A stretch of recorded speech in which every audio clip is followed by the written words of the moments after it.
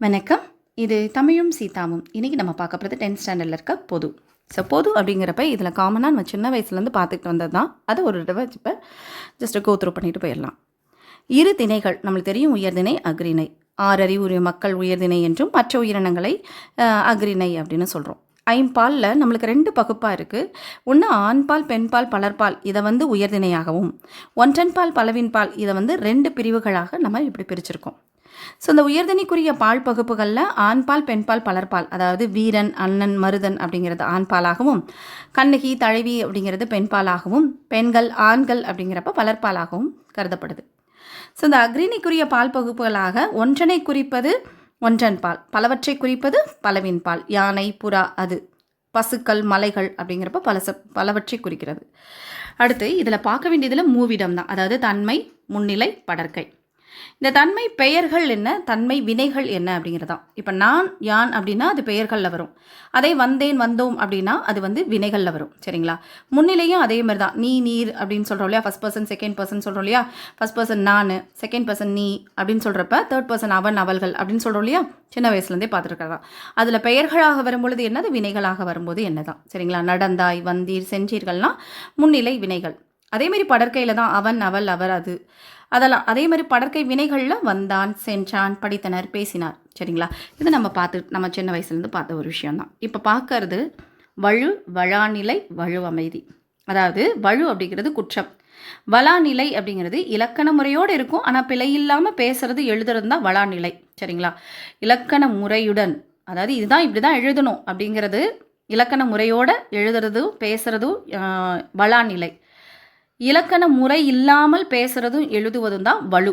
வலுனாலே குற்றம். நம்ம இந்த 2 விஷயத்தையும் பார்த்துக்கோங்க. இதில் என்ன சொல்ல வராங்கன்னா, இந்த இரு திணையும் ஐம்பாலும். சரிங்களா? இரு திணையும் ஐம்பாலும் 7 இடங்களில் வருது.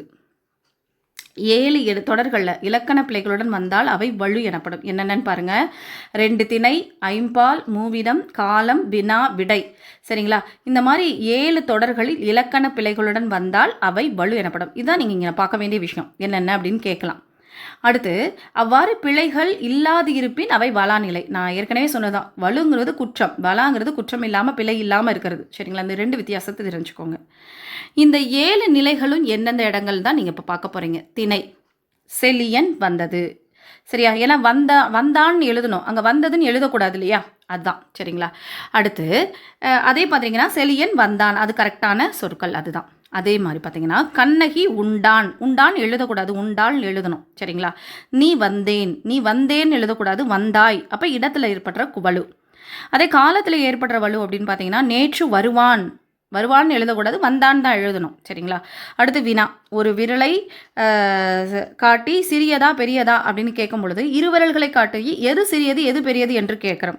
சரிங்களா? ஒரு விரலை காட்டி ஒரு விரலை காமிச்சு எப்படி சிறியதாக காட்டணும்? 2 விரல் தானே காமிக்கணும். ஸோ அந்த இடத்துல வினா.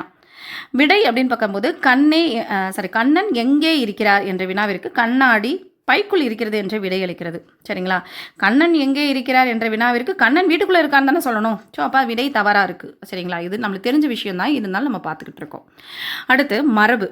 தென்னை மரங்கள் உள்ள பகுதியை தென்னந்தோட்டம் அப்படின்னு சொல்கிறது. தென்னை மரங்கள் உள்ள பகுதியை தென்னந்தோப்புன்னு தான் சொல்லணும். இந்த இடத்துல நான் இதுக்கு தனியாக ஒரு வீடியோ போடுறேன். அதாவது தென்னம் மரம் அப்படின்னு சொல்கிறப்ப, அதாவது தோப்பு நிறைய இடத்துல இருக்கிறத தோப்புன்னு சொல்லுவாங்க. 1, 2 இருக்கிறத இது மரங்கள்னு சொல்லுவாங்க அந்த இடத்த. அதுக்கு நான் தனியாக ஒரு வீடியோ போடுறேன். ஸோ இது தென்னந்தோப்புன்னு தான் சொல்லணும். சரிங்களா? சரி, இது வழுக்கும் வளாநிலைக்கும் உள்ள வித்தியாசம் பார்த்தோம். இந்த வலு அமைதி அப்படின்னா என்னன்னு பாருங்க. இப்போ வலு பார்த்தோம், வளாநிலை பார்த்தோம். அதிலே வலு அமைதினா என்னன்னா, இலக்கண முறைப்படி பிழையுடையது எனினும், இலக்கண முறைப்படி பிழை தான், ஆனாலும் இலக்கண ஆசிரியர்கள் ஏதேனும் ஒரு காரணம் கருதி பிழை அன்று ஏற்றுக்கொள்ளப்படுவது வலு அமைதின்னு சொல்கிறாங்க. அதாவது இலக்கண முறைப்படி அது பிழை தான், தப்பு தான், ஆனால் ஆசிரியர்களால் ஏற்றுக்கொள்ளப்படுது. சரிங்களா? இதை நீ புரிஞ்சுக்கிற மாதிரி வச்சுக்கணுன்னா, வலுனா குற்றம், வலானா குற்றம் இல்லை, வலு அமைதினா குற்றமாக இருந்தாலும் அமைதியாக போகணும் அப்படின்னு ஞாபகம் வச்சுக்கோங்க. ஏன்னா நான் சின்னதாக புரிஞ்சுக்கணுங்கிறதுக்காக தான் இந்த இடத்துல நான் அதை சொல்கிறேன். ஏன்னா பல இடங்களில் டக்குன்னு நம்ம எழுதும்போது டக்குன்னு நம்மளுக்கு மறந்துடும். அதனால் வலு அமைதி, அதாவது குற்றமாக இருந்தாலும் அமைதியாக போகணும் அப்படின்னு ஞாபகம் வச்சுக்கோங்க. அப்போ இலக்கண முறைப்படி தவறு எனினும் ஆசிரியர்களால் ஏற்றுக்கொள்ளப்படுவது வலு அமைதி. சரிங்களா? சரி, அதுக்காக ஞாபகப்படுத்துக்கிறதுக்காக இந்த சின்ன ஹிண்ட்டு. ஸோ இதில் திணை வழுவமிதி என்னன்னு பாருங்கள். என் அம்மை வந்தாள் அப்படின்னு மாட்டை பார்த்து நம்ம திணை வழுவமிதி சொல்கிறோம். இங்கு உவப்பின், அதாவது நம்ம இது என்னன்னு சொல்ல போகிறோம் அப்படின்னா, திணை வலுவமிதி இங்கு உவப்பின் காரணமாக அக்ரிணை உயர்திணையாக ஏற்றுக்கொள்ளப்படுது. 1 மார்க் பாருங்கள். இந்த இடத்துல நம்மளுக்கு தெரிஞ்சுக்க வேண்டிய விஷயம் அப்படின்னா, உவப்பின் காரணமாக அக்ரிணை உயர்திணையாக ஏற்றுக்கொள்ளப்படுகிறது. எதன் காரணமாக அது மட்டும் தான் அங்கே 1 மார்க்ஸை நம்ம பார்க்கலாம். இல்லை நம்ம இதை கொஷினாகவும் பார்த்துக்கலாம். அதே பேர் பால் வலுவமைதி பாருங்கள். வாடா ராஜா, வாடா கண்ணா. ஸோ தன் மகனை பார்த்து தாய் அழைக்கிறது. சரிங்களா? பால் வலுவமைதி இங்கு உவப்பின் காரணமாக பெண்பால் ஆண்பாலாக ஏற்றுக்கொள்ளப்படுது. அம்மா பார்த்து பெண் குழந்தைய வாடான்னு கூப்பிட்றதும், ஆண் குழந்தைய பார்த்து வாடி தங்கம் அப்படின்னு சொல்கிறதும், இப்போ நம்ம அந்த இடத்துல சந்தோஷத்தின் காரணமாக, மகிழ்ச்சியின் காரணமாக நம்ம கூப்பிட்றதுனால தவறில்லை அப்படின்னு சொல்கிறாங்க. இடவலுவமைதி அப்படின்னு பார்த்தீங்கன்னா, மாறன் என்பான் தன்னை பற்றி பிறரிடம் கூறும்போது இந்த மாறன் ஒரு நாளும் பொய் சொல்ல மாட்டேன். இப்போ நான் என்னை பற்றி சொல்கிறேன் அப்படின்னா, நான் இந்த மாறன் ஒரு நாளும் பொய் சொல்ல மாட்டேன் அப்படின்னு சொல்கிறப்ப அது தவறு. தன்மையினை படர்க்க இடத்துல கூறுவது. சரிங்களா? அப்போ செய்யக்கூடாது. நாங்கிறப்ப நான் தானே சொல்லணும், தன்மையில் தானே வரணும், ஃபஸ்ட் பர்சனில் தானே வரணும். நான் எப்படி தேர்ட் பர்சனுக்குள்ளே போக முடியும்? சொல்ல முடியாது இல்லையா? அப்போ படர்க்கையில் நான் சொல்லக்கூடாது அப்படின்னு சொல்கிறப்ப அது இடவழுவமைதி. சரிங்களா? இந்த லாஸ்ட் இயர் பப்ளிக் கொஷினில் இந்த மாதிரி பால் வலுவமைதி, இடவழுவமைதியிலேருந்து ஒரு கொஷின் கேட்டாங்க, பார்த்துக்கோங்க. அடுத்து கால வலுவமைதி அப்படின்னு பார்க்கும்போது, குடியரசுத் தலைவர் நாளை தமிழகம் வருகிறார். அதாவது குடியரசுத் தலைவர் நாளை வருவார்னா எழுதணும்.